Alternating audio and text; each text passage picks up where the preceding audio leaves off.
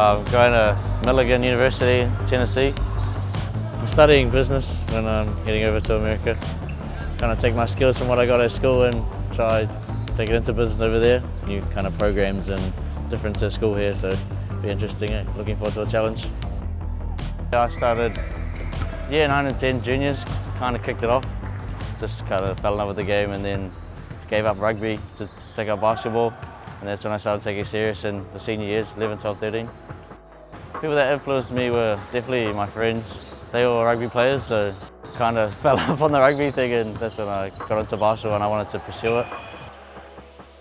People like Steph Curry was a good one for me. So at the same time, he was kind of fell in love with his game and wanted to watch all the videos of how he played and how he shot the ball and studied him really closely. And then obviously family would always push me hard. And year 13, this was our last year and wanted to make the most of it and blessed to make the final. Crazy. Wellington final, just everyone in your city coming to watch and put it on a show, and yeah, luckily we just put on a show that day. It went crazy. Yeah, first opportunity I got to go to America in my last year of high school. ABD Elite, like Aotearoa Basketball, helped me get over there. Lucky enough to give me that trip. A showcase with a lot of athletes from junior colleges and that, trying to get picked up by coaches.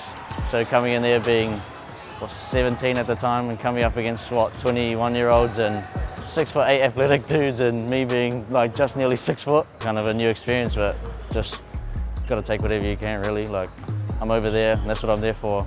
I'm not going to slack and let anyone down. First year out of high school, I was lucky enough to play picked up by the Wellington Saints. Big shout out to the Mills family and Paul Henare and all the supporting crew. Just pick up a young boy out of school. Chuck straight into the big leagues, whole different story. You're just a little boy again. Shea Illy, one of the best point guards in New Zealand. Great to be able to get tips from him at training. Just when I did things wrong, he wasn't there to put me down. He was always there to tell me this, do this right. I was just grateful to be around an experienced group of boys, Tall Blacks boys. Kind of just can call like a family organisation, just like Wellington Basketball. Just take you in and make you feel welcome. Finn's always believed in himself and he's always bet on himself, which is huge. So given the circumstances and wanting to go overseas to America to play basketball, he knew that there was the issue of eligibility once he's out of school for a year. And that was a hard decision for him because he just had come off a year with Saints, a lot of intercity and social basketball. So he basically committed himself to the scholarship process until he signed a piece of paper saying he's going over. And so now he's free to play basketball again, which is awesome. But that was a huge, huge sacrifice for him, having to stop. I think he really had to think about it for a bit.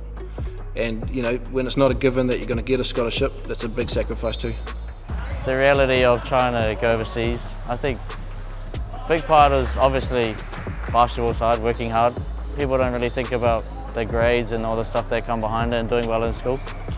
So I think you got to be good on and off the court.